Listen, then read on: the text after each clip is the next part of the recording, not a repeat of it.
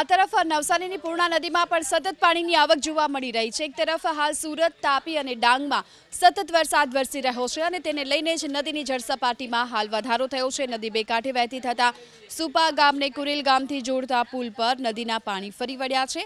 Causeway પાણીમાં ગરકાવ થતાની સાથે અંદાજે 5 ગામના લોકો મુશ્કેલીમાં મુકાયા। પૂર્ણા નદીની જળસપાટી 23 ફૂટ છે અને હાલ નદી 10 ફૂટની સપાટી પર વહી રહી છે। તો આ તરફ નવસારીના દરિયામાં પણ કરંટ જોવા મળ્યો છે અને બોરસી માછીવાડ ગામનો દરિયો તોફાની બન્યો। 14 અને અમાસની ભરતીના કારણે દરિયામાં ઊંચા મોજા ઉછળી રહ્યા છે અને દરિયાના મોજા પ્રોટેક્શન વોલ સુધી પહોંચ્યા છે।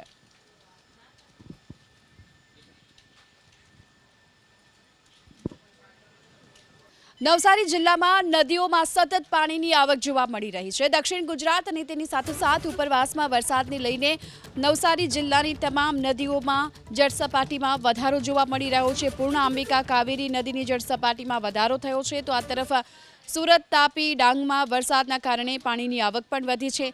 કાવેરી નદી ભયજનક સપાટીથી માત્ર 4 ફૂટ દૂર છે અને અંબિકા નદીની જળસપાટી 14 ફૂટ પર પહોંચી છે।